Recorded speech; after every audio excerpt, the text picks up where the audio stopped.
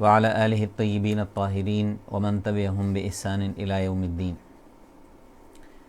محترم خواتین و حضرات، ہم اپنے اتوار کے اس درس قرآن کا آغاز کرنے لگے ہیں۔ جس ترتیب سے ہم نے شروع کیا تھا کہ ہم ہر اتوار کو ایک رکوع پہلے اس کی تلاوت کرتے ہیں اور پھر ہر آیت کا ترجمہ اور اس کی تفسیر سے آگاہی حاصل کرتے ہیں۔ آج جو ہمارا جن آیات کی ہم تلاوت کریں گے اور جن کے مفہوم سے آگاہی حاصل کریں گے وہ سورہ بقرہ کی آیت نمبر 222 سے لے کر 228 تک ہے۔ آپ سے التماس ہے کہ اگر ممکن ہو آسانی کے ساتھ مصحف اپنے سامنے کھول لیں، نہیں تو پھر سکرین کے اوپر آپ دیکھیں۔ اور دوسرا یہ ہے کہ تلاوت کے ساتھ ساتھ اگر تلاوت کرنے کی بھی پریکٹس ہو تاکہ سن کے آپ اپنی درستی بھی ساتھ ساتھ کرتے چلے جائیں تو دوہرا فائدہ ہوگا کہ ترجمہ اور تفسیر بھی اور قرأت کی درستی بھی ہوگی۔ اللہ رب العزت ہمیں قرآن کی تلاوت کرنے کی، قرآن کو سمجھنے کی اور عمل پیرا ہونے کی توفیق عطا فرمائے۔ اعوذ باللہ من الشیطان الرجیم، بسم اللہ الرحمن الرحیم۔ وَيَسْأَلُونَكَ عَنِ الْمَحِيضِ قُلْ هُوَ أَذًى فَاعْتَزِلُوا النِّسَاءَ فِي الْمَحِيضِ وَلَا تَقْرَبُوهُنَّ حَتَّى يَطْهُرْنَ فَإِذَا تَطَهَّرْنَ فَأْتُوهُنَّ مِنْ حَيْثُ أَمَرَكُمُ اللَّهُ إِنَّ اللَّهَ يُحِبُّ التَّوَّابِينَ وَيُحِبُّ الْمُتَطَهِّرِينَ۔ نِسَاؤُكُمْ حَرْثٌ لَكُمْ فَأْتُوا حَرْثَكُمْ أَنَّا شِئْتُمْ وَقَدِّمُوا لِأَنفُسِكُمْ وَاتَّقُوا اللَّهَ وَاعْلَمُوا أَنَّكُمْ مُلَاقُوهُ وَبَشِّرِ الْمُؤْمِنِينَ۔ وَلَا تَجْعَلُوا اللَّهَ عُرْضَةً لِأَيْمَانِكُمْ أَن تَبَرُّوا وَتَتَّقُوا وَتُصْلِحُوا بَيْنَ النَّاسِ وَاللَّهُ سَمِيعٌ عَلِيمٌ۔ لا يؤاخذكم الله باللغو في أيمانكم ولكن يؤاخذكم بما كسبت قلوبكم والله غفور حليم۔ للذين يؤلون من نسائهم تربص 4 أشهر فإن فاءوا فإن الله غفور رحيم۔ وإن عزموا الطلاق فإن الله سميع عليم۔ والمطلقات يتربصن بأنفسهن 3 قروء ولا يحل لهن أن يكتمن ما خلق الله في أرحامهن إن كن يؤمن بالله واليوم الآخر وبعولتهن أحق بردهن في ذلك إن أرادوا إصلاحا وَلَهُنَّ مِثْلُ الَّذِي عَلَيْهِنَّ بِالْمَعْرُوفِ وَلِلرِّجَالِ عَلَيْهِنَّ دَرَجَةٌ وَاللَّهُ عَزِيزٌ حَكِيمٌ۔ صدق اللہ العظیم۔ آج ہم جن مضامین سے آگاہی حاصل کریں گے اور اس رکوع میں جو اہم مضامین بیان ہوئے ہیں اس میں سب سے پہلے تو ظاہر و باطن کی طہارت کے متعلق احکامات ہیں، ازدواجی تعلقات کی نوعیت، پھر قسم کی اہمیت، پھر ایلا کی وضاحت ہے اور عدت کے احکامات کا کچھ حصہ یہاں پہ بیان ہوگا۔ ہم سب سے پہلے شروع کرنے سے پہلے یہاں پہ تھوڑی سی اگر وضاحت ان آیات کے پس منظر کو سمجھنے کے لیے کہ دوسرے پارے کا جب سے آغاز ہوا ہے، دوسرے پارے کے آغاز سے تحویل قبلہ کے احکامات آئے ہیں، اور تحویل قبلہ کے احکامات کے بعد، قبلہ کی تبدیلی کے بعد، پھر اللہ تعالیٰ نے جو نئی امت مسلمہ، جو نئی امامت کے منصب کے اوپر فائز ہونے والی امت تھی، ان کو معاشرتی احکامات اور ان کو کی رہنمائی کا سلسلہ شروع کیا ہے۔ ہم اس بات سے بخوبی واقف ہیں، ہم جانتے ہیں کہ مکی صورتوں کا جو بنیادی موضوع ہے اس کے اندر عقائد کی تعلیم ہے، توحید ہے، رسالت ہے، فکر آخرت ہے، بنیادی جو موضوعات ہیں وہ یہی ہیں۔ لیکن جو مدنی صورتیں ہیں ان کے اندر ہمیں معاشرتی احکامات ملتے ہیں، معیشت کے معاملات ملتے ہیں، زندگی کے رہن سہن سے متعلق ہدایتیں ہمیں ملتی ہیں، نصیحتیں ملتی ہیں۔ تو اللہ رب العزت نے جو رہنمائی کی ہے نئی امت مسلمہ کی، اس حوالے سے یہاں پہ باتیں چل رہی ہیں۔ اور اس سے گزشتہ جو چند رکوع ہم نے پڑھے ہیں، رمضان کی روزوں کی فرضیت، تحویل قبلہ کے بعد اللہ تعالیٰ نے آزمائشوں کا ذکر کیا، پھر اکل حلال کا حکم دیا کہ حلال چیزیں کھانی ہیں، اور اس میں ساری انسانیت کو الگ سے حکم دیا، ایمان والوں کو الگ سے حکم دیا، پھر نیکی کی وضاحت کی کہ نیکی ہوتی کیا ہے، اور اس کے بعد اللہ تعالیٰ نے پھر قصاص کے احکامات دیے، پھر وصیت کا ذکر کیا، پھر اللہ تعالیٰ نے روزوں کی فرضیت کا ذکر کیا اور روزوں سے متعلق احکامات دیے، پھر چاند کے آنے جانے کا، اس کی تبدیلی اور اس کے ذریعے اوقات کا تعین، مہینوں کا تعین، عبادات کے مہینے مقرر کرنا، یہ ذکر ہوا۔ پھر جب مہینے مقرر ہوئے، روزوں کا ذکر پہلے ہو چکا تھا، حج کی فرضیت کا ذکر آیا، اور حج سے متعلق اللہ تعالیٰ نے احکامات دیے، اور حج کے یعنی دین اسلام کا بنیادی رکن ہے، جیسے روزے اسلام رمضان کے فرض روزے ہیں یا حج ہے، یہ اسلام کی بنیادی 5 ارکان میں سے ہے۔ پھر اللہ تعالیٰ نے مزید وضاحت کرنے کے لیے اپنے اس معاشرے کو، جو نئی ریاست بنی تھی، اس کو مستحکم کرنے کے لیے جہاد کا حکم دیا۔ اب جہاد کے لیے وسائل درکار تھے،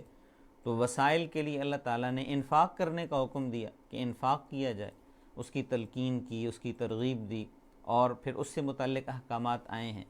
پھر یہ بھی کہ جہاد کے اندر جب شریک ہوں گے تو جانی قربانی بھی دینی ہوگی، اور شہداء بھی ہوں گے، ان کے بچے یتیم وہ بھی رہ جائیں گے، ان کے ساتھ اس نے سلوک کرنے کا حکم۔ پھر جو بیوائیں ہیں ان کے ساتھ نکاح کرنے کا ذکر اور نکاح کی ترغیب کا بیان ہوا۔ یہ پورا ایک جو ہے وہ یہ ساری لڑیاں، یہ ساری آیات ایک دوسرے کے ساتھ ملی ہوئی ہیں، جڑی ہوئی ہیں، اور ایک مرحلہ وہ دوسرے کے ساتھ متصل ہے۔ یعنی اللہ تعالیٰ، چونکہ اسلام دین فطرت ہے، اور اللہ تعالیٰ نے اس دین فطرت میں جوں اس معاشرے کے لوگوں کو ضرورت پڑتی گئی، اللہ تعالیٰ رہنمائی دیتے گئے، احکامات دیتے گئے، اللہ کی طرف سے رہنمائی ہوتی چلی گئی۔ تو یہاں پہ یہ جو آیات، اب ظاہر بات ہے کہ چونکہ نکاح کا ذکر آیا، پھر ازدواجی تعلقات کا ذکر آیا، اور ہم روزوں کے ذکر کے اندر یہ بات پڑھ آئے ہیں کہ اللہ تعالیٰ نے میاں بیوی کے رشتے کو مثال کیا دی کہ ہن لباس لکم وانتم لباس لہن، کہ تم ان کے لباس ہو، وہ تمہارا لباس ہیں۔ لباس کی طرح ایک دوسرے کا قریبی جو ہے وہ سب سے قریبی، جیسے انسان کے جسم اور لباس میں کوئی فرق نہیں ہوتا، کوئی دوئی نہیں ہوتی، کوئی دوری نہیں ہوتی، تو اسی طرح میاں بیوی کا رشتہ وہ سب سے قریبی رشتہ ہوتا ہے۔ اب اس رشتے میں جو چیزیں انسان کو پیش آ سکتی ہیں ازدواجی تعلقات کے حوالے سے، وہ اللہ تعالیٰ نے یہاں پہ ہمارے سامنے رکھی ہیں اور ان کی اصلاح کی ہے۔ اس وقت جو کیفیت تھی کہ معاشرہ 2 انتہاؤں میں تھا، ہر حوالے سے انتہا، یعنی ایک جو ہے وہ حلت کے حوالے سے جو لوگ جاتے ہیں وہ بھی انتہا پہ پہنچے ہوئے تھے، اور جو حرمت کے حوالے سے جاتے تھے وہ بھی انتہا کو پہنچے ہوئے تھے۔ اب انسان، اللہ تعالیٰ نے مرد کی تخلیق اور انداز میں، عورت کی تخلیق اور انداز میں ہوئی ہے، وہ اپنی تخلیق کے اعتبار سے، اور اسی اعتبار سے ان کی ذمہ داریاں بھی ہیں۔ مرد کی چونکہ ساخت کے اعتبار سے، تخلیق کے اعتبار سے وہ مضبوط ہے، تو اللہ تعالیٰ نے اس پہ جو ہے وہ فائنینشیل برڈن ڈالا ہے، مالی ذمہ داریاں، اس کے بعد اس کو جو ہے وہ ایک سربراہ کی ذمہ داری، نگران کی ذمہ داری اللہ نے دی، اور عورت کو جو ہے وہ فزیکلی جو ہے وہ ایک کمزور تخلیق کے اعتبار سے ہے، تو اس کی اللہ تعالیٰ نے ذمہ داریوں کی جو نوعیت ہے وہ تبدیل کی ہے۔ لیکن یہ نہیں ہے کہ مرد کو جو ہے مطلق العنان بنا دیا ہے اور وہ اپنی مرضی جو چاہے کرتا رہے، اور عورت کو محکوم بنا دیا ہے، اس کی کوئی رائٹس نہیں رکھے ہیں۔ اللہ تعالیٰ نے ایک بیلنس انداز میں جو چیزیں جس انداز میں ضرورت پیش آ سکتی ہیں، جو انسان کی طبعی اور فطرتی ضروریات ہیں، وہ اللہ تعالیٰ نے ان میں اس کو حقوق دیے ہیں، اس کی آزادی رکھی ہے۔ اب عورت، اس کو مہینے کے کچھ ایام ایسے ہوتے ہیں کہ جس میں ہر عورت وہ ایسی کیفیت میں ہوتی ہے کہ جس کیفیت میں وہ، جس کو قرآن نے بیماری قرار دیا ہے، یعنی بیماری کے وہ قریب ہوتی ہے، اور اس حالت میں وہ عبادت نہیں کر سکتی، تلاوت نہیں کر سکتی، روزہ نہیں رکھ سکتی، بہت سارے احکامات اس سے وہ ساقط ہو جاتے ہیں۔ تو اس کیفیت میں اب معاشرتی زندگی میں میاں بیوی کا آپس کے اندر رویہ کیسا ہونا چاہیے؟ اب اس زمانے میں، اسلام سے پہلے اور یہ جب آیات نازل ہوئیں، اس زمانے میں دو قسم کی جو ہے وہ رائے موجود تھیں، جس میں نے بتایا کہ دو انتہائیں تھیں۔ اب یہود و ہنود کا جو رویہ تھا، یعنی بت پرستوں کا رویہ اور یہودیوں کا رویہ یہ تھا کہ اب عورت جب مخصوص ایام میں ہوتی تھی تو اس کو وہ گھر سے نکال دیتے تھے، آبادی سے باہر الگ تھلگ وہ ایک رہائش بنی ہوتی تھی، اور اس میں وہ جا کے عورتوں کو چھوڑ آتے تھے، اور ان کے ہاتھ کا پکا ہوا کھانا اور ان کے ساتھ رہنا وہ جو ہے وہ ناگوار سمجھتے تھے، ناپسند سمجھتے تھے، اور جو ہے وہ دوری اختیار کر لیتے تھے، جدائی اختیار کر لیتے تھے۔ اب یہ رویہ بھی جو تھا وہ غیر انسانی تھا، اور جو ہے وہ ایک انسانیت کی ایک لحاظ سے وہ تذلیل کی کیفیت تھی کہ کل تک ایک دوسرے کے ساتھ ہیں اور ایک بیماری کی کیفیت آئی ہے تو اس کو گھر سے ہی نکال دیا ہے، یا اس کے ہاتھ کا پکا ہوا نہیں، یا اس کو ایک عضو معلق بنا دیا ہے کہ جیسے اس کی کوئی حیثیت ہی نہیں ہے۔ تو اس لیے دوسری طرف جو نصارہ تھے، انہوں نے کیا کیا کہ انہوں نے تو وہ حلت و حرمت والی کیفیت ہی ختم کر دی کہ ان ایام میں وہ سب کچھ روا، جیسے نارمل لائف ہے اسی طرح نارمل انہوں نے وہ بنا لیا تھا۔ حالانکہ اب وہ ایک بیماری کی کیفیت ہے، وہ ایک ایسی کیفیت ہے کہ جس میں عورت کی جو فزیکلی بھی، طبی طور پہ بھی اور شرعی طور پہ بھی، دونوں اعتبار سے وہ اس کو بہت ساری رخصتیں ملتی ہیں، اس کی بیماری کی کیفیت ہوتی ہے، اور اس کا خیال کرنا ضروری ہوتا ہے۔ تو اسلام نے ایک بیلنس صورت بتائی اس آیت کے اندر، اور اس سے اگلی آیات کے اندر ایک بڑی لطیف پیرائے میں وہ چیزیں سمجھائی ہیں کہ یہ ایک ایسی کیفیت ہے کہ جس کیفیت میں عورت کے بیماری کی زیادہ قریب ہوتی ہے، بیماری کی حالت میں ہوتی ہے، اور اس کی وجہ سے اس کے مزاج کے اندر، جب انسان کی طبیعت ٹھیک نہیں ہوتی ہے، چڑچڑاپن بھی آ جاتا ہے، کچھ جو ہے وہ چیزیں اس کو ناگوار بھی لگتی ہیں، برداشت کی وہ کیفیت نہیں رہتی ہے، تو مرد کو یہ چاہیے کہ وہ اس کیفیت میں اس کو جو ہے وہ کمپنسیٹ کرے، اس کو ایڈجسٹ کرے، اور اس کو اگنور کرے، اور اس کے جو ہے وہ باقی جو معاملات ہیں وہ قرآن کے ذریعے اور پھر نبی علیہ الصلوۃ والسلام کی ازدواجی زندگی سے اس کی مزید وضاحت ملتی ہے کہ حضرت عائشہ صدیقہ رضی اللہ تعالیٰ عنہ وہ بتاتی ہیں کہ نبی علیہ الصلوۃ والسلام مسجد میں اعتکاف بیٹھے ہوئے تھے، تو حضور نے کوئی مسجد سے چیز مانگی، تو میں نے ہچکچاہٹ کا مظاہرہ کیا اور بتایا کہ میں تو مخصوص کیفیت کے اندر ہوں، ٹھیک ہے، تو حضور نے فرمایا کہ تمہارے ہاتھ تو ناپاک نہیں ہیں، مجھے وہ چیز پکڑا دو۔ تو یہ گویا کہ اپنے عمل سے یہ چیز بتائی۔ پھر حضرت عائشہ صدیقہ رضی اللہ عنہ کی ہی ایک اور روایت ہے، وہ یہ بھی کہتی ہیں کہ مخصوص ایام میں، اب میں تو اٹھ کے رات کو تہجد نہیں پڑھ سکتی تھی، نفل نہیں پڑھ سکتی تھی، تو میں لیٹی ہوئی ہوتی تھی، اور کمرہ حجرہ چھوٹا سا حضور کا، حضرت عائشہ کا جو حجرہ تھا، تو حضور تہجد کے لیے اٹھتے تھے، تو جب حضور سجدے میں جانے لگتے تو حضور جو ہے وہ ہاتھ لگاتے اور میں اپنی ٹانگیں سمیٹ لیتی، حضور سجدہ کرتے، پھر جب اٹھتے حضور تو پھر میں اپنی ٹانگیں لمبی کر لیتی۔ تو یعنی یہ کیفیات اپنی گھریلو معاملات حضرت عائشہ صدیقہ رضی اللہ عنہ اور ازواج مطہرات کے ذریعے امت کے سامنے واضح اس لیے کیے گئے ہیں کہ ایک بیلنس جو تعلیم ہے وہ ہمارے سامنے رکھی جائے، ایک متوازن کیفیت ہمیں سمجھائی جائے اور اپنائی جائے، اور اس میں ایک دوسرے کے ساتھ مل کے ایک اچھے انداز میں زندگی گزاری جائے۔ یہ پس منظر جب ہم ذہن میں رکھ کے اب ان آیات کو پڑھیں گے تو شاید ہمیں سمجھنے میں زیادہ آسانی ہوگی۔ وَيَسْأَلُونَكَ عَنِ الْمَحِيضِ، يَسْأَلُونَكَ آپ سے سوال کرتے ہیں، عن المحیض حیض کے بارے میں۔ اب حیض چونکہ عورتوں ہی کو آتا ہے، اب تین قسم کے جو ہیں وہ کیفیات آتی ہیں عورت پہ۔ ایک بچے کی پیدائش کے بعد اس کو نفاس کہا جاتا ہے۔ ایک نارمل جب عورت جوان ہوتی ہے، صحت مند ہوتی ہے، اس کو مہینے میں کچھ دن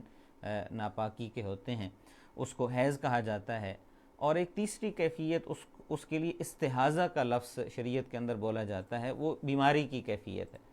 اب حیض اور نفاس یہ دونوں کیفیات ایسی ہیں کہ جن میں عورت نماز بھی نہیں پڑھ سکتی، روزہ بھی نہیں رکھ سکتی، تلاوت بھی نہیں کر سکتی، اور جو ہے وہ حقوق زوجیت بھی ادا نہیں کر سکتی ہے۔ باقی وہ اپنے معاملات، کھانا پکانا، رہائش، ساری چیزیں وہ کر سکتی ہے، اولاد کی تربیت، ان کی دیکھ بھال، یہ سارے کام وہ کر سکتی ہے۔ لیکن جو استحاضہ ہے، استحاضے کی حالت میں عورت نماز روزہ بھی وہ کرے گی اور باقی سارے معاملات بھی کر سکتی ہے۔ وہ ایک بیماری کی کیفیت ہے جو مستقل بیماری، اس لیکوریا کہہ لیں یا جو بھی اس کے موجودہ زمانے میں نام اس کی بنے ہوئے ہیں۔ تو یہ 3 قسم کی کیفیات ہیں کہ 2 میں نماز روزہ اور باقی ساری کیفیات ان کی اجازت نہیں ہے، لیکن یہ جو کیفیت ہے اس کے اندر اجازت ہے، استحاضے کی کیفیت کے اندر۔ اب دوسری چیز کہ نماز کی قضا بھی کوئی نہیں ہے۔ ان ایام میں جو نمازیں فوت ہو جائیں گی ان کی کوئی قضا اس کے ذمہ، عورت کے ذمہ لازم نہیں ہے، یہ رخصت ہے جو اللہ تعالیٰ نے اس کو عطا کی ہے شریعت میں۔ اور اگر روزے آئے ہیں، فرض روزے جو رمضان کے فرض روزے ہیں، وہ ان ایام میں آئے ہیں تو روزے تو وہ نہیں رکھ سکتی ہے، لیکن جتنے روزے اس کے ہو گئے ہیں، رہ گئے ہیں، تو وہ اس نے بعد میں گنتی پوری کرنی ہے، حیض کی حالت میں یا نفاس کی حالت میں۔ تو یہ احکامات ہیں فقہی طور پہ، ان کو سمجھنا چاہیے۔ قل هو اذن، آپ سے حیض والی عورتوں کے بارے میں اے نبی لوگ پوچھتے ہیں، صحابہ کرام سوال کرتے تھے کہ یہودی تو اس طرح کرتے ہیں کہ وہ عورتوں کو گھر سے نکال دیتے ہیں، اور عیسائی اس طرح کرتے ہیں کہ وہ کوئی خیال ہی نہیں کرتے ہیں، نظافت کے اور طہارت کا خیال ہی نہیں کرتے ہیں۔ تو آپ سے اے نبی لوگ پوچھتے ہیں تو آپ ان کو کیا کہیں؟ قل، آپ کہہ دیجئے، ہوا اذن، یہ اذیت ہے، یہ اذیت کے دن ہیں، یہ تکلیف کے دن ہیں، یہ ایک ناپاکی کی کیفیت ہے۔ فاعتزلوا النساء فی المحیض۔ اب قرآن کا ایک اسلوب ہے کہ قرآن جو ہے وہ شرم و حیا کے ساتھ احکامات کے بارے میں رہنمائی دیتا ہے، اور ہمیں جو ہے وہ ایک اشارہ کر دیا جاتا ہے۔ فاعتزلوا النساء، عورتوں سے الگ رہو، فی المحیض، حیض کے دنوں میں، یعنی حیض کے دنوں میں عورتوں سے الگ رہو کا مطلب کیا ہے کہ حقوق زوجیت ادا نہ کرو۔ ولا تقربوہن، ان کے قریب نہ جاؤ، حتی یطہرن، جب تک کہ وہ پاک نہ ہو جائے۔ تو ان کے قریب نہ جانے کا مطلب ازدواجی تعلقات ہیں کہ ان کے قریب نہ جاؤ جب تک کہ وہ پاک ہو جائیں، یعنی جب تک کہ ان کی وہ کیفیت بیماری والی ختم نہ ہو جائے۔ فَإِذَا تَطَهَّرْنَ، جب وہ خوب پاک ہو جائیں، فَأْتُوهُنَّ، پھر ان کے پاس آؤ، من حیث امرکم اللہ، جہاں سے اللہ نے حکم دیا ہے، جہاں سے اللہ نے اجازت دی۔ ان اللہ یحب التوابین، بے شک اللہ تعالیٰ پسند کرتا ہے توابین، توبہ کرنے والوں کو، ویحب، اور اللہ پسند کرتا ہے المتطہرین، پاک صاف رہنے والوں کو۔ اب یہاں پہ پہلے لفظ آیا ہے یطہرن، اور پھر لفظ آیا ہے تطہرن، یعنی پہلے یطہرن کا لفظ آیا ہے اور دوسرے میں تطہرن کا لفظ آیا ہے کہ جب وہ خوب پاک ہو جائیں۔ تو عربی میں ایک اصول ہوتا ہے کہ جس میں الفاظ زیادہ ہوتے ہیں تو پھر اس میں جو ہے وہ حکم بھی زیادہ، یا اس کے اندر وسعت بھی زیادہ آ جاتی ہے۔ اب یطہرن مطلق پاکی، کہ وہ کیفیت، بیماری کی کیفیت ختم ہو جائے، اور تطہرن کا مطلب خوب پاک ہو جائیں، یہ غسل کر لیں اور جو ہے وہ پاک صاف ہو جائیں، اس بیماری کی کیفیت ان کی ختم ہو جائے، تو پھر اس کے بعد، اور اس کا بھی پھر اللہ نے کیا کہا، فَأْتُوهُنَّ مِنْ حَيْثُ أَمَرَكُمُ اللَّهُ، کہ جہاں سے اللہ نے اجازت دی ہے، یعنی ازدواجی تعلقات قائم کرنے کے لیے جو صورت اللہ نے مقرر کی ہے، جو رخصت دی ہے، وہ فطرت کے اندر کچھ چیزیں ہیں کہ جو اللہ نے بتائیں۔ ایسے اب دیکھیے کہ ہم کھانا کھاتے ہیں، کھانا کھانے کے لیے، پینے کے لیے منہ کا ہم راستہ استعمال کرتے ہیں۔ اب قرآن میں کہیں بھی نہیں لکھا ہوا کہ منہ کے ساتھ کھانا کھانا ہے، لیکن یہ چیز کیا ہے، فطرت کے اندر ہے کہ فطرتی طور پہ اللہ نے جو ہے وہ انسان کو یہ چیز ودیت کی ہے، اس کے اندر یہ شامل کی ہے، اس کے اندر یہ داخل کی ہے کہ جب بھی کوئی کھانا شروع کرتا ہے تو وہ ہاتھ کے ساتھ ہی کھاتا ہے۔ چلیں وہ ایک الگ بحث ہے کہ دائیں ہاتھ سے کھانا یا بائیں ہاتھ کے ساتھ کھانا، لیکن کھایا منہ کے ساتھ ہی جاتا ہے، ٹھیک ہے۔ تو منہ کا راستہ وہ ہر انسان کو پتہ ہوتا ہے کہ اس نے ادھر سے کھانا ہے، وہ فطرتی طور پہ جو ہی وہ شعور سنبھالتا ہے۔ تو اسی طرح جب انسان جوان ہوتا ہے، جب جو ازدواجی زندگی شروع ہوتی ہے، تو تو یہ بھی اللہ تعالیٰ نے انسان کی فطرت کے اندر یہ رکھ دیا ہے کہ اس نے کس انداز میں ازدواجی تعلق کو قائم کرنا ہے اور آگے نسل انسانی کی بقا کا ذریعہ بننا ہے۔ اور اگلی آیت میں اللہ تعالیٰ نے اس کی وضاحت بھی کی ہے کہ نساؤکم حرث لکم۔ اب یہاں پہ اللہ نے یہ ذکر کیا کہ ان اللہ یحب التوابین، اللہ پسند کرتا ہے، یحب محبت کرتا ہے، کس سے اللہ محبت کرتا ہے؟ التوابین، توبہ کرنے والوں سے، یعنی جو توبہ کرنے والے ہیں وہ اللہ کے محبوب ہیں، یعنی اللہ ان سے محبت کر رہا ہے جو توبہ کرتے ہیں، اپنی غلطیوں پہ نادم ہوتے ہیں۔ وَيُحِبُّ الْمُتَطَہِّرِينَ، اور جو خوب پاک رہتے ہیں اللہ ان سے بھی محبت کرتا ہے۔ تو پاکی، صفائی، طہارت، یہ چیز جو ہے وہ اسلام میں پسندیدہ ہے۔ بلکہ نبی اکرم صلی اللہ علیہ وآلہ وسلم کی تو ایک حدیث بھی ہے، حضور نے فرمایا کہ الطہور شطر الایمان، کہ طہارت نصف ایمان، ٹھیک ہے۔ تو طہارت یعنی پاک صاف رہنا، یعنی کہ انسان جسمانی طور پہ بھی پاک صاف رہے، انسان فکری طور پہ بھی، یعنی پراگندہ خیالات کو بھی اپنے دماغ کے اندر جگہ نہ دے، وہ اپنے دماغ کی بھی صفائی کرے، ستھرائی کرے، اپنے جسم کی بھی صفائی ستھرائی کا خیال کرے، تو وہ اللہ کا محبوب بن سکتا ہے۔ اب اگلی آیت میں اللہ تعالیٰ فرماتے ہیں کہ نساؤکم، تمہاری بیویاں، حرث لکم، تمہاری کھیتیاں ہیں، فأتوا حرثکم، تم اپنی کھیتی میں آؤ، انا شئتم، جس طرح چاہو، وقدموا لانفسکم، اور اپنے لیے آگے بھیجو، قدموا مقدم کرو، آگے بھیجو، لانفسکم، اپنے لیے، یعنی اپنے لیے نیک اعمال آگے بھیجو، واتقوا اللہ، اللہ سے ڈرو، واعلموا، یہ بات جان لو، انکم ملاقوہ، کہ تم اللہ سے ملنے والے ہو، وبشر المؤمنین، اور خوشخبری دے دو ایمان والوں کو۔ اب یہ آیت بھی ایک بڑا لطیف نقطہ ہے کہ بڑے لطیف پیرائے میں اللہ تعالیٰ نے ایک مثال کے ذریعے میاں بیوی کے تعلق کو واضح کیا ہے کہ میاں بیوی کا تعلق آپس میں کس انداز میں ہونا چاہیے۔ اور مثال کیا دی کہ جس طرح ایک کسان ہوتا ہے تو اسے اپنی کھیتی سے بڑا پیار ہوتا ہے، وہ اپنی کھیتی میں محنت کرتا ہے، اپنی زمین کو نرم کرتا ہے، اس میں وقت میں جو ہے وہ اس کو پانی دیتا ہے، وقت میں اس میں فصل کاشت کرتا ہے، اس میں کھاد ڈالتا ہے، اور اس کی وہ کیئر کرتا ہے، دیکھ بھال کرتا ہے، اور اس کی محنت کا مقصد کیا ہوتا ہے کہ فصل اٹھانا ہے، اپنی ضروریات بھی پوری کرنی ہے، مخلوق کی ضروریات بھی پوری کرنی ہے، یہ ایک کسان۔ اور پھر دوسرا یہ ہوتا ہے کہ کسان کو اپنی جب وہ محنت اس کی ہوتی ہے، اس کی انویسٹمنٹ ہوتی ہے، تو اس کو اس کے ساتھ لگاؤ بھی ہوتا ہے، وہ اس کی حفاظت بھی کرتا ہے۔ تو اسی طرح میاں بیوی کا جو تعلق ہے وہ تعلق چونکہ نسل انسانی کی افزائش کا بھی ذریعہ ہے اور نسل انسانی کی بقا کے تحفظ کا بھی ذریعہ ہے، تو اس لیے اللہ تعالیٰ نے یہاں پہ بڑے لطیف پیرائے میں یہ چیز فرمائی ہے کہ انسان کو یہ چاہیے کہ اس نے ازدواجی تعلقات تو قائم کرنے ہیں، اس کے اندر اللہ نے یہ ایک فطرتی ایک چیز رکھی ہے، لیکن اس کے یہ جو تعلقات ہیں اس میں بھی مقصود کیا ہونا چاہیے؟ مقصود یہ ہونا چاہیے کہ نسل انسانی کی بقا کا تحفظ۔ اس لیے تو نبی اکرم صلی اللہ علیہ وسلم نے جو وہ تجرد کو ناپسند کیا ہے، تجرد یعنی مجرد رہنا کہتے ہیں کہ بغیر نکاح کی زندگی گزارنا، اس کو ناپسند کیا۔ آپ صلی اللہ علیہ وسلم نے فرمایا کہ جو بندہ نکاح کی طاقت رکھتا ہے تو اسے چاہیے کہ وہ نکاح کرے، اور حضور نے فرمایا کہ نکاح نصف ایمان ہے، ٹھیک ہے، یعنی جو نکاح کرتا ہے وہ گویا کہ اس کا ایمان مکمل ہو جاتا ہے، آپ نے اس کو نصف ایمان قرار دیا ہے، یعنی آدھا ایمان نکاح کے ساتھ۔ اور اللہ تعالیٰ نے قرآن کے اندر نسبی اور سسرالی رشتوں کو اکٹھا ذکر کیا کہ جس طرح نسبی رشتے ہیں، اپنے والدین ہیں، بہن بھائی ہیں، اسی طرح سسرالی رشتوں کا بھی اللہ نے ذکر کیا۔ اور حضور نے بھی فرمایا کہ تمہارے والد تین ہیں، ایک والد تو جو دنیا میں آنے کا ذریعہ بنا، فرمایا کہ دوسرا تمہارا روحانی والد ہے جس نے تمہاری تربیت کی، تمہارا استاد، معلم، مربی، اور تیسرا آپ نے فرمایا کہ وہ جس نے تمہیں اپنی بیٹی دی ہے نکاح کے لیے، ٹھیک ہے، اپنی جگر کا ٹکڑا تمہارے حوالے کیا ہے۔ تو یہ تین والد گویا کہ نسبی اور سسرالی رشتوں کو ایک جیسی حیثیت اللہ تعالیٰ نے قرآن کے اندر دی۔ تو جب قرآن ایک جیسا، اور یہ پیچھے لطیف پیرائے میں ہم پڑھ آئے ہیں روزوں کی ضمن میں کہ ہن لباس لکم وانتم لباس لہن، کہ ایک دوسرے کا لباس ہے میاں بیوی، تو ایک دوسرے کے لیے ان کا وجود تقویت کا باعث ہوتا ہے، مضبوطی کا باعث ہوتا ہے، تسکین کا باعث ہوتا ہے۔ اور سورہ روم کے اندر 21ویں پارے میں اللہ تعالیٰ نے بڑی پیارے انداز میں نشانی کے طور پہ ذکر کیا، یعنی سورج اللہ کی قدرت کی نشانی، چاند اللہ کی قدرت کی نشانی، اور اس میں اللہ نے فرمایا وَمِنْ آیاتہ،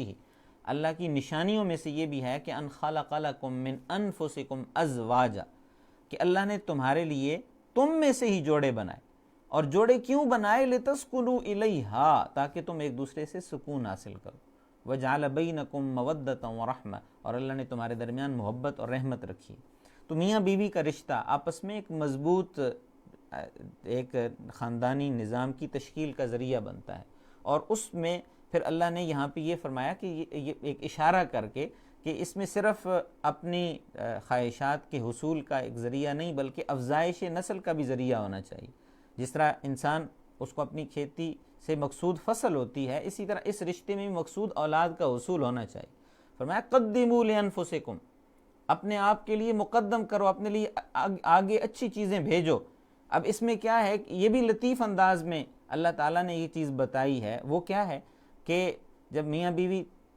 آگے اولاد ہوئی ہے، اور اولاد پھر کیا ہوگی، وہ انسان کے لیے، چونکہ حدیث واضح حدیث ہے کہ اولاد صدقہ جاریہ ہوتی ہے، جب انسان دنیا سے جاتا ہے تو اس کے صدقات جاریہ کے اندر اس کے علمی کام ہیں، اس نے مخلوق کی خدمت کے لیے جو کام کیے ہیں صدقہ جاریہ بنایا ہے۔ اور تیسری چیز کیا ہے، او ولد صالح یدعو لہ،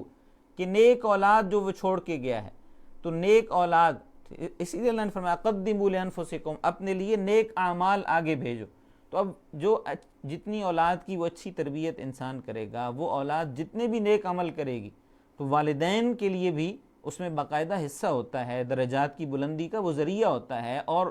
دنیا سے جب بندہ چلا بھی جاتا ہے تو وہ نیک اولاد جو نیک کام کرتی رہتی ہے، اس کو اس کا اجر ملتا رہتا ہے بندے کو، کہ جس نے اس کی بنیاد رکھی، جس نے ان کی تربیت کی۔ تو اس لیے اللہ تعالیٰ نے فرمایا کہ قدموا لانفسکم، اپنے لیے آپ نیک اعمال آگے بھیجو۔ واتقوا اللہ، اور یہ بات اللہ سے ڈرو، یعنی یہ ایسا نہیں ہے کہ یہ حیوانیت کے انداز میں جیسے چاہا صرف اپنی جو ہے وہ تسکین کا حصول اس رشتے میں ہونا چاہیے، نہیں، بلکہ یہ ایک ذمہ داری ہے، اور یہ ایک ایسا معاملہ ہے کہ جس کو باقاعدہ عبادت کے زمرے کے اندر قرار دیا گیا۔ تو ایک صحابی جب انہوں نے یہ بات سنی تو بڑے حیران ہوئے، وہ کہنے لگے کہ یا رسول اللہ، کہ ایک بندہ ہم میں سے وہ اپنی خواہش پوری کر رہا ہے اور اس پہ اسے ثواب مل رہا ہے۔ تو حضور نے فرمایا کہ اگر وہ یہی خواہش کسی ناجائز طریقے سے پوری کرتا تو اس کو گناہ ملنا تھا؟ تو فرمایا کہ جی ہاں۔ تو اس لیے فرمایا کہ جب اپنے وہ حلال طریقے سے خواہش پوری کر رہا ہے تو اس پہ اس کو ثواب ملے گا۔ فرمایا واتقوا اللہ، اللہ سے ڈرو، اللہ نے جو حدود مقرر کر دی ہیں، جو رہنمائی کر دی ہے، اس کے مطابق چلو، اپنی مرضی نہ کرو۔ وَاعْلَمُوا، یہ بات جان لو کہ انکم ملاقو، تم اللہ سے ملنے والے ہو، تم اپنی مرضی میں آزاد نہیں ہو کہ جیسے چاہو کرتے رہو، نہیں، جو اللہ نے طریقہ بتایا ہے، جس انداز میں رہنمائی کی ہے، جس مقصد کے لیے اللہ نے اجازت دی ہے، وہ مقصد ملحوظ رہنا چاہیے۔ وبشر المؤمنین، اور جو ایمان والے ہیں انہیں خوشخبری دے دو، یعنی جو اللہ کی اطاعت کرنے والے ہیں، جو اللہ کی فرما برداری کرنے والے ہیں، ان کو خوشخبری دے دو۔ اب یہاں سے ایک اور مسئلہ کہ قسم کا بیان، عام طور پہ لوگوں کا ایک ہوتا ہے کہ بات بات پہ قسم اٹھانا، تو اب قسموں کا یہاں پہ اللہ تعالیٰ ذکر کر رہے ہیں کہ وَلَا تَجْعَلُوا، تم نہ بناؤ اللہ کو عرضتاً نشانہ لِأَيْمَانِكُمْ۔ ایمان اور ایمان میں فرق ہے، جب الف کے اوپر زبر آتی ہے تو ایمان یہ یمین کی جمع ہوتی ہے، یمین قسم کو کہتے ہیں، یمین قسم، قسم کی جمع ایمان، قسمیں، یعنی عربی کے اندر الف کے اوپر زبر، یہ الف جمع کا اس کو کہا جاتا ہے کہ وہ جمع کا الف ہے، جیسے قلم کی جمع اقلام، ٹھیک، اقلام نہیں ہوتا، لیکن الف کے نیچے جو زیر ہوتی ہے یہ مصدر کے لیے آتی ہے، جیسے ایمان ہے ایمان لانا، آمن یومن ایمانا باب افعال ہے، اکرم یکرم اکراما عزت کرنا، ٹھیک، اسلم یسلم اسلاما اسلام قبول کرنا۔ تو یہ دیکھیے کہ ایمان اور ایمان میں یہ فرق ہے، ایمان یمین کی جمع اور یمین کا معنی قسم، تو قسمیں، اللہ کو اپنی قسموں کا نشانہ نہ بناؤ۔ ان تبرو، کہ تم جو ہے وہ نیکی کو، وتتقو، اور جو ہے پرہیزگاری کو، وتصلحوا بین الناس، اور لوگوں کے درمیان صلح کروانے کو چھوڑ دو۔ اب کئی لوگ ہوتے ہیں کسی بات میں جذبات میں آ کے قسم اٹھا لیتے ہیں اور بھی یہ میں کام نہیں کروں گا۔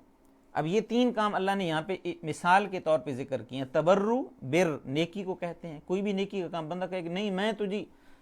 فلاں نے میرے ساتھ یہ کیا ہے، میں واللہ یہ کام نہیں کروں گا، ٹھیک، جیسے قرآن کے اندر ہی سورہ نور کے اندر ایک اللہ تعالیٰ نے مثال بھی ذکر کی ہے کہ ایک ساتھی تھے، مستہ ان کا نام تھا، حضرت ابوبکر صدیق رضی اللہ تعالیٰ عنہ ان کے کفیل تھے،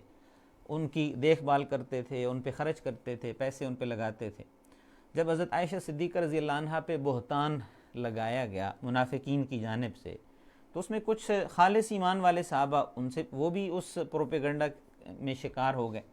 تو ان میں یہ حضرت مستہ بھی تھے۔ تو جب حضرت ابوبکر صدیق رضی اللہ عنہ کو یہ پتہ چلا کہ میں ان کی اتنی خیال کرتا ہوں، ان کی کیئر کرتا ہوں اور ان کے اوپر خرچ کرتا ہوں، اور انہوں نے کیا کیا ہے کہ میری ہی بیٹی کے اوپر ایک جھوٹا الزام لگایا اور اس کے اندر وہ شامل ہو گئے ہیں، حصہ بن گئے ہیں، تو انہوں نے قسم اٹھا لی کہ وہ جو ہے وہ ان کے ساتھ نیکی جو ان پہ خرچ کرتے تھے وہ آئندہ نہیں کریں گے۔ تو اللہ تعالیٰ نے وہاں پہ پھر ذکر کیا، پھر حضرت ابوبکر صدیق رضی اللہ عنہ نے باقاعدہ اپنی قسم کا کفارہ دیا، اور پھر پہلے جو تعاون کرتے تھے وہ دوبارہ تعاون بحال کر دیا، جاری کر دیا۔ تو یہاں پہ اللہ تعالیٰ نے اسی چیز کی طرف اشارہ کیا کہ نیکی کے کاموں میں قسم اٹھا لینی کہ میں یہ نہیں کروں گا، ٹھیک ہے، یا تقویٰ کے کاموں میں قسم اٹھا لینی، یہ اسی طرح دو بندے ان کے درمیان صلح کروانے کے لیے ایک گیا ہے تو اس کو آگے سے کوئی باتیں سننی پڑی، اس نے کہا کہ نہیں جی میں آئندہ یہ کام نہیں کروں گا، اس نے قسم اٹھا لی، ٹھیک ہے۔ تو فرمایا کہ اللہ کو اپنی قسموں کا نشانہ نہ بناؤ، کہ ایسی باتوں پہ قسمیں نہ کھاؤ کہ جی تم یہ نیکی کا کام نہیں کرو گے، ٹھیک ہے۔ اس میں پھر قسم کا کفارہ ہمیں اللہ تعالیٰ نے دیا ہے حکم، 7ویں پارے میں سورہ مائدہ کے اندر ذکر آتا ہے قسم کا کفارہ دے دو۔ اگر قسم اٹھا لی ہے اور وہ قسم درست نہیں ہے تو کفارہ دے لو اور اپنی بات سے رجوع کر لو، اور جو ہے وہ اس بات پہ اصرار نہ کرو۔ واللہ سمیع علیم، اللہ تعالیٰ سننے والا بھی ہے، اللہ جاننے والا بھی ہے۔ اور اللہ تعالیٰ نے اس اگلی آیت میں فرمایا کہ لا یؤاخذکم، اللہ تمہارا مواخذہ نہیں کرے گا، باللغو فی ایمانکم، تمہاری لغو قسموں پہ۔ لغو قسمیں، یہ کئی لوگ ہوتے ہیں ان کا تکیہ کلام ہوتا ہے بات بات پہ قسم اٹھانا، جس طرح عام جو عربی بولنے والے ہیں وہ واللہ باللہ بات بات پہ واللہ واللہ کہہ رہے ہوتے ہیں، تو اب وہ یہ نہیں ہوتا کہ وہ کوئی پختہ حلف اٹھا رہے ہیں، قسم اٹھا رہے ہیں۔ یہاں قسم سے مراد وہ حلف ہے، پختہ قسم اٹھانا، جس کو ہم اپنی زبان میں کہتے ہیں حلف، فلاں نے حلف اٹھا لیا، قسم اٹھا لی۔ تو باللغو فی ایمانکم، جو صرف مطلق یہ تکیہ کلام کے طور پہ قسمیں اٹھائی جاتی ہیں ان پہ اللہ مواخذہ نہیں کرتے ہیں۔ وَلَٰكِن يُؤَاخِذُكُمْ، لیکن اللہ مواخذہ کرتے ہیں، اللہ باز پرس کرتے ہیں، بِمَا كَسَبَتْ قُلُوبُكُمْ، کہ جو تمہارے دلوں نے پختہ ارادے کے ساتھ قسمیں اٹھائیں، جس کی طرف ہم پہلے اشارہ کر رہے ہیں۔ وَاللَّهُ غَفُورٌ حَلِيمٌ، اللہ تعالیٰ بخشنے والے بھی ہیں اور اللہ تعالیٰ بردبار بھی ہیں۔ تو یہ قسموں کا ذکر ان دو آیات میں ہوا۔ بنیادی طور پر قسم ایک جو ہے وہ یمین منعقدہ ہوتی ہے، پکی قسم، پختہ قسم، ایک یمین لغو ہوتی ہے اور ایک یمین غموس ہوتی ہے، ٹھیک ہے۔ ایک یمین لغو اس کی تو کوئی حیثیت نہیں ہے، ٹھیک۔ اسی طرح جھوٹی قسم، اس کی بھی جو ہے وہ یہی ہے کہ انسان رجوع کرے، توبہ کرے اور معافی مانگ لے اور قسم کا کفارہ دے دے۔ اور اگر کوئی ایسے کسی اور بات کی قسم اٹھائی ہے، کسی گناہ کے کام کی قسم اٹھا لی، تو اس میں بھی کفارہ دے لے اور قسم کو توڑ دے، قسم کو پورا نہ کرے۔ اب یہاں پہ قسم کا ذکر آیا تو قسم ہی کے ضمن میں زمانہ جاہلیت میں ایک قسم اٹھائی جاتی تھی کہ ایک بندہ قسم اٹھا لیتا تھا کہ وہ اپنی بیوی سے تعلق قائم نہیں کرے گا۔ میاں بیوی میں لڑائی ہوئی، جھگڑا ہوا، اور اس جھگڑے میں یہ ہوتا تھا کہ اس نے قسم اٹھا لی، اور اس قسم میں یہ ہوتا تھا کہ اب وہ بیوی نہ وہ بیوی کے طور پہ رہ رہی ہے اور نہ ہی وہ آزاد ہوئی ہے کہ وہ جا کے کہیں دوسری جگہ نکاح کر لے، عدت گزارے اور دوسری جگہ نکاح کر لے، بلکہ وہ ایک نوکرانی کی طور پہ، ایک نوکرانی کی سی اس کی حیثیت بن جاتی تھی، اور وہ بس کام کاج کرتی تھی اور ایک عضو معلق بن کے وہ زندگی گزار رہی ہوتی تھی۔ تو اس کو شریعت کے اندر ایلا کہتے ہیں۔ شریعت نے باقاعدہ ایلا کی پھر مدت مقرر کر دی کہ اگر کسی مرد نے ایسی قسم اٹھا لی کہ وہ قطع تعلق ہی کر رہا ہے اپنی بیوی سے، تو 4 مہینے تک اس کا ویٹ کیا جائے گا، انتظار کیا جائے گا۔ اگر 4 مہینے میں وہ اپنی قسم کا کفارہ دے لیتا ہے، رجوع کر لیتا ہے، تو ان کو نہ نئے نکاح کی ضرورت ہے، نہ حلالہ کی ضرورت ہے، نہ کسی اور چیز کی ضرورت ہے، بس وہ دوبارہ جو ہے وہ قسم کا کفارہ ادا کرے اور میاں بیوی کی طرح وہ رہنا شروع ہو جائے۔ لیکن اگر 4 مہینے گزر گئے ہیں اور اس نے رجوع نہیں کیا ہے تو پھر باقاعدہ ایک طلاق ہو جائے گی، اور اس طلاق کے نتیجے میں وہ عورت عدت گزارے گی، اور عدت گزار کے وہ عورت آزاد ہو جائے گی، وہ اپنی مرضی کے مالک۔ اگر عدت کے دوران بھی رجوع کا کرنا چاہتا ہے تو آگے اگلی آیات کے اندر عدت کا ذکر بھی آ رہا ہے، تو اس میں پھر یہ ہوگا کہ بیوی کی رضامندی کے ساتھ وہ رجوع کر سکتے ہیں، اور لیکن یہ ہے کہ اس کا 2 طلاقوں کی صورت میں رجوع ہو سکتا ہے، لیکن اگر 3 طلاقیں دے دی ہیں تو پھر رجوع کا امکان بھی کوئی نہیں ہے۔ تو اللہ نے فرمایا للذین، ان لوگوں کے لیے یؤلون من نسائہم، کہ جو اپنی بیویوں سے تعلق نہ رکھنے کی قسم اٹھا لیں۔ ان قسم کا ذکر آیا تو قسم کا بھی اللہ نے ساتھ ہی ذکر کر دیا کہ بیویوں سے قطع تعلق کی قسم اٹھا لی۔ تربص، وہ عورتیں روک کر رکھیں 4 اشہر 4 مہینے تک۔ فإن فاؤوا، اگر مرد پھر ان سے رجوع کر لیں، شوہر رجوع کر لے تو فإن اللہ غفور الرحیم، اللہ بخشنے والا ہے، اللہ رحم کرنے والا ہے۔ وإن عزموا الطلاق، اور اگر وہ طلاق کا عزم کر لیں، عزم ارادہ، اگر وہ ارادہ کر لیں طلاق کا کہ نہیں جی ان کی نیت طلاق کی ہے، تو فإن اللہ سمیع علیم، اللہ سننے والا ہے، اللہ جاننے والا ہے۔ تو یہ نہیں ہوگا کہ جی فار لائف وہ عورت معلق ہو کے رہے گی، بلکہ 4 مہینے وہ ویٹ کرے گی، اور 4 مہینے کے بعد اس کو آٹومیٹیکلی ایک طلاق ہو جائے گی ایلا کی صورت میں۔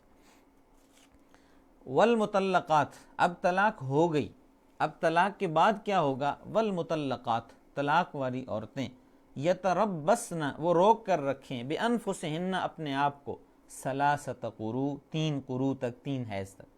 یعنی 3 حیض تک ہر مہینے آنا ہے تو 3 مہینے وہ اپنے آپ کو روک کے رکھیں، یعنی نیا نکاح نہ کریں۔ اب یہاں پہ اسلام نے اس حوالے سے بھی بڑا خوبصورت تعلیم دی ہے کہ جو دیگر مذاہب ہیں ان کے اندر یہ نہیں ہے ادھر سے طلاق دی اور ادھر سے نیا نکاح کر لیا۔ اسلام نے کیا کیا ہے کہ طلاق کے بعد فوری نئے نکاح کی اجازت نہیں دی ہے، بلکہ استبراء رحم کے لیے عدت مقرر کر دی ہے۔ عدت کا مطلب ہوتا ہے گنتی، کہ وہ گنتی کرے، وہ شمار کرے، وہ انتظار کرے، اور یہ انتظار کس مقصد کے لیے ہوتا ہے؟ یہ اللہ تعالیٰ نے یہاں پہ ذکر کیا ہے کہ وَلَا يَحِلُّ لَهُنَّ، 3 حیض تک اس نے اپنے آپ کو روک کے رکھنا ہے، 3 مہینے تک روک کے رکھنا ہے نئے نکاح سے، اور لا يحل لهن، اس کے لیے یہ حلال نہیں ہے کہ ان یکتمن، وہ چھپائے، ما خلق اللہ، جو اللہ نے پیدا کیا ہے، فی ارحامہن، اس کے رحم میں، ان کن یؤمن باللہ والیوم الآخر، اگر وہ اللہ پہ اور قیامت کے دن پہ ایمان رکھتی ہیں، یعنی اگر اللہ پہ اور قیامت کے دن پہ ایمان رکھتی ہیں تو ان کے لیے پھر یہ حلال نہیں ہے کہ وہ اپنے پیٹ کے اندر بچہ ہے تو اس کو چھپائیں۔ یہ چونکہ 1 مہینہ یہ پتہ چل جاتا ہے حیض حمل کا کہ حیض رک جاتا ہے، تو 1 مہینہ، پھر 2 مہینہ، پھر 3 مہینہ، 3 مہینوں میں کنفرم ہو جائے گا کہ وہ حاملہ ہے یا نہیں ہے۔ اور اس کی وجہ کیا ہے کہ اگر وہ بچہ جو اس کے پیٹ میں ہے اس کا نسب کا بھی مسئلہ نہ بنے، اس کے اخراجات کا بھی مسئلہ نہ بنے، اور پھر باقی سارے معاملات کے حوالے سے بھی اس کا مسئلہ نہ بنے۔ تو یہ شریعت کے ہر حکم کے اندر بڑی حکمت ہے، اس کے اندر جو ہے وہ بڑے دور رس جو ہے وہ نتائج کو دیکھ کے اللہ تعالیٰ جو ہے ایک حکم دیتے ہیں۔ وَبُعُولَتُهُنَّ، بعول بعل کی جمع ہے، بعل کہتے ہیں شوہر کو، کہ وَبُعُولَتُهُنَّ، ان کے شوہر، احق بردہن، ان سے رجوع کرنے کا حق رکھتے ہیں، ان فی ذالک، اس دوران، یعنی اس عدت کے دوران، یہ جو 3 حیض عدت اللہ نے مقرر کی ہے، اس عدت کے دوران ان کے شوہر ان سے رجوع کرنے کا حق رکھتے ہیں، ان ارادو اصلاحا، اگر وہ اصلاح چاہتے ہیں، اگر وہ صلح چاہتے ہیں، وہ یہ چاہتے ہیں کہ وہ دوبارہ ان کو اپنی جو ہے وہ بیویاں بنائیں اور دوبارہ زندگی چلائیں۔ اب زمانہ جاہلیت میں ہوتا کیا تھا کہ ایک طلاق دی ہے، اب جو ہے وہ عدت گزرنے پہ آئی، پھر اس کو بلا لیا، ٹھیک ہے، پھر طلاق دے دی، پھر نہ اب اس کو آباد ہونے دیتے تھے اور نہ ہی اس کو جو ہے وہ آباد کرتے تھے، ٹھیک ہے، نہ آزاد کرتے تھے نہ آباد کرتے تھے، یہی کیفیت اس بیچاری کی بنی رہتی تھی۔ تو اسلام نے آ کے باقاعدہ طلاق کی حد مقرر کی کہ 3 طلاقیں ہیں، 1 طلاق کے بعد رجوع ہو سکتا ہے، دوبارہ بیوی بن سکتی ہے، 2 کے بعد ہو سکتی ہے، لیکن تیسری کے بعد ختم ہو گیا سلسلہ، اب وہ عورت آزاد ہے اور وہ رجوع کا اس کا حق ختم ہو گیا ہے۔ تو فرمایا کہ ان کے دوران اگر 2 طلاقیں ہیں یا 1 طلاق ہے، رجوع کرنا چاہتا ہے تو دوران عدت رجوع کر سکتا ہے۔ وَلَهُنَّ مِثْلُ الَّذِي عَلَيْهِنَّ بِالْمَعْرُوفِ، کہ ان عورتوں کے بھی ویسے ہی حقوق ہیں جیسے ان پر مردوں کے ہیں۔ اب جیسے شوہر کے حقوق ہیں اسی طرح بیوی کے بھی حقوق ہیں، جیسے جو ہے وہ بیوی، اب شوہر کا حق وہ بیوی کی ذمہ داری ہے،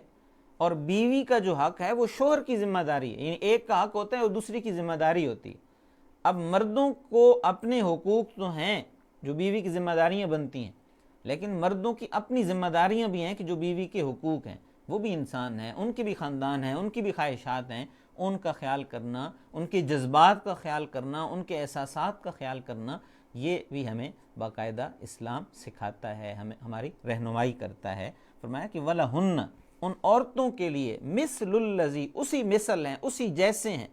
علیہن، جس طرح ان پر مردوں کے حق ہیں، بالمعروف، معروف کے مطابق، یعنی معروف کے مطابق جس طرح عام ایک دستور ہے، ایک عام رواج ہے، عورتوں شوہروں کے حقوق ہیں، اسی طرح بیویوں کی بھی حقوق ہیں۔ وَلِلرِّجَالِ عَلَيْهِنَّ دَرَجَةٌ، ہاں مردوں کو ان پر جو ہے وہ فضیلت حاصل ہے، وہ ذمہ داریوں کے اعتبار سے۔ اور سورہ نساء میں اللہ تعالیٰ نے اس بات کو کھول کے بتایا کہ وہ کس بنا پر ہے۔ وہ اس وجہ سے ہے کہ الرجال قوامون علی النساء بما فضل اللہ بعضهم علی بعض وبما انفقوا من اموالہم۔ ایک تو یہ ہے کہ بائی نیچر ذمہ داریوں کے اعتبار سے، اور دوسرا کیا ہے کہ بما انفقوا من اموالہم، اپنا مال وہ خرچ کرتے ہیں، مالی ذمہ داریاں، برڈن سارا مرد کے اوپر ہے۔ تو اس لیے اللہ نے ان کو ایک تھوڑا سا جو ہے وہ ان کی ذمہ داریوں کی یا ان کے اختیارات کی نوعیت مختلف رکھی ہے، اور عورتوں کے اختیارات کی نوعیت تھوڑی سی مختلف ہے، لیکن حقوق کے اندر وہ مساوی ہیں، اس کے اندر وہ نہیں ہے کہ جی ایک کا حق زیادہ ہے اور دوسرے کا حق کم ہے۔ واللہ عزیز حکیم، اللہ تعالیٰ غالب ہے اور اللہ حکمت والا ہے۔ اللہ غالب ہے، غالب ہے کا مطلب کیا ہے کہ اللہ تعالیٰ اپنا فیصلہ منوا سکتا ہے، اس کو کسی کی ضرورت نہیں ہے فیصلہ منوانے کے لیے، کسی فوج کی، کسی طاقت کی، کسی پولیس کی۔ اللہ نے ایک قانون بنا دیا ہے، اب بندوں نے اس کو ماننا ہے، اپنی مرضی نہیں کر سکتے ہیں۔ اور دوسرا حکیم، حکمت والا ہے۔ اللہ کا کوئی بھی قانون، اللہ کا کوئی بھی حکم وہ حکمت سے خالی نہیں ہے۔ اس لیے اللہ تعالیٰ نے جو احکامات ہمیں معاشرتی طور پہ دیے ہیں،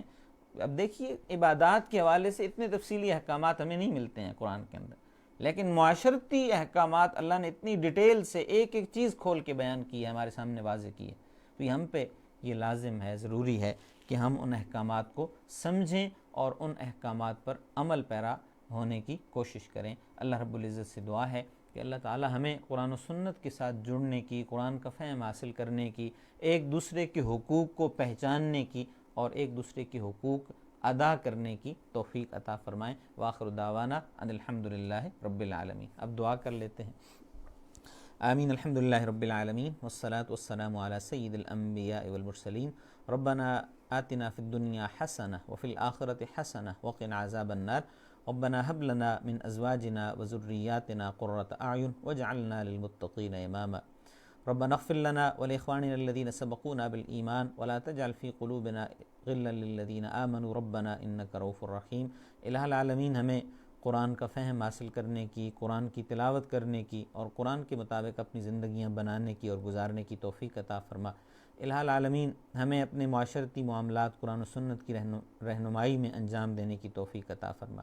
اپنی ذمہ داریاں پہچاننے کی توفیق عطا فرما، اپنی ذمہ داریاں پوری کرنے کی توفیق عطا فرما۔ الہ العالمین جو لوگ صاحب اولاد ہیں ان کی اولاد کو ان کی آنکھوں کی ٹھنڈک بنا، ان کا مطیع و فرما بردار بنا۔